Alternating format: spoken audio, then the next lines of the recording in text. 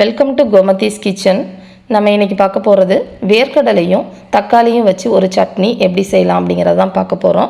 இந்த சட்னி பார்த்திங்கன்னா இட்லி, தோசை, அதே மாதிரி சப்பாத்தியோடு வச்சு சாப்பிட்றப்ப ரொம்ப சூப்பராக இருக்கும். இந்த மாதிரியான டிஃபன் வெரைட்டிஸ்க்கான சட்னி, குருமா வகைகள்லாம் ஆல்ரெடி நம்ம சேனலில் ப்ளேலிஸ்ட்டில் இருக்குது, அதையும் செக் பண்ணிக்கோங்க.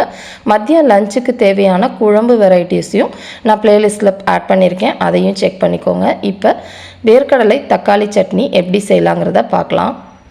கோமதிஸ் கிச்சனை சப்ஸ்கிரைப் பண்ணாதவங்க சப்ஸ்கிரைப் பட்டனை ப்ரெஸ் பண்ணுங்கள். உடனுக்குடனே அப்டேட் வேணும்னா பக்கத்தில் இருக்க பெல் பட்டனை மறக்காமல் ப்ரெஸ் பண்ணிக்கோங்க.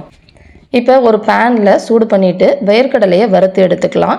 இதுக்கு நான் இன்றைக்கி 1/2 கப் அளவுக்கு வேர்க்கடலை, வறுக்காத வேர்க்கடலை எடுத்துருக்கிறேன். அதை நல்லா வறுத்து அதோட தோலை நம்ம எடுத்துடணும். கொஞ்சம் செவக்கிற அளவுக்கு வறுத்தா போதுமான அளவு.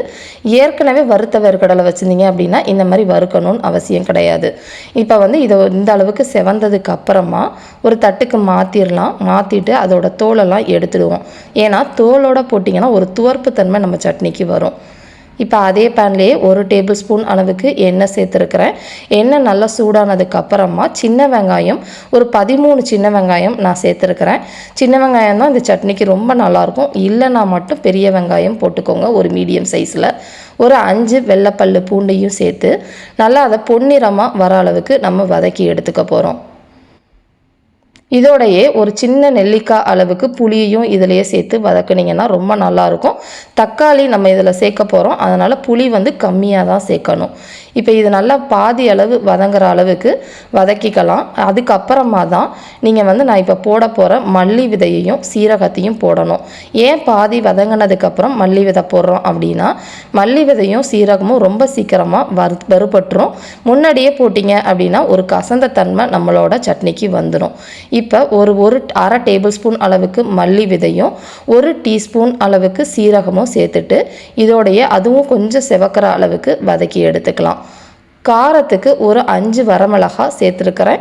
கூடவே ஒரு காஷ்மீரி சில்லி சேர்த்துக்கிட்டிங்க அப்படின்னா சட்னியோட கலர் ரொம்ப நல்லாயிருக்கும். இது அவ்வளோவா காரம் இருக்காது. இதோடைய சேர்த்து இன்னும் கொஞ்சம் நேரம் வதக்கி எடுத்துக்கலாம்.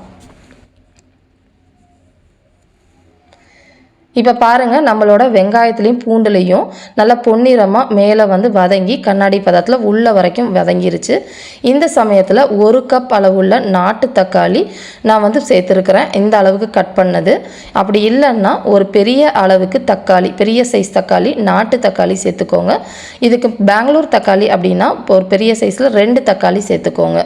இதோடய சேர்த்து நல்லா ஈரப்பதம் போகிற அளவுக்கு வதக்கி எடுத்துக்கலாம்.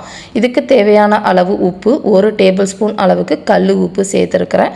நம்ம தக்காளியில் ஈரப்பதம் இல்லாமல் நல்லா ட்ரையாக வதங்கி வரணும். அதுக்கப்புறமா தான் நம்ம கடலையை சேர்க்கணும். ரொம்ப தண்ணியாக இருந்துச்சு அப்படின்னா சட்னி ஒரு பச்சை வாசனையோடு இருக்கும். இந்த அளவுக்கு நீங்கள் வதக்கி எடுத்துக்கோங்க. இப்போ நம்ம தோல் நீக்கின வேர்க்கடலையை போட்டு ஒரு 2 கிளறிட்டு ஆஃப் பண்ணிடலாம். ரொம்ப நேரம் வதக்கணும்னு அவசியம் கிடையாது. இப்போ பாருங்கள், எல்லாமே நல்ல ட்ரையாக இந்த மாதிரி இருக்கணும். இதை கொஞ்சம் நேரம் ஆற விட்டதுக்கப்புறமா நம்ம சட்னி அரைச்சிடலாம். இதை இப்போ நம்ம மிக்சி ஜாருக்கு மாற்றிட்டேன். இதற்கு நீங்கள் நிறைய தண்ணி ஊற்றக்கூடாது. தண்ணியாக ஓடிச்சு அப்படின்னா அந்த சட்னி டேஸ்ட்டாக இருக்காது. கொஞ்சம் துவையல் பக்கத்தில் இருந்தால் தான் இந்த துவையல் ரொம்ப நல்லாயிருக்கும்.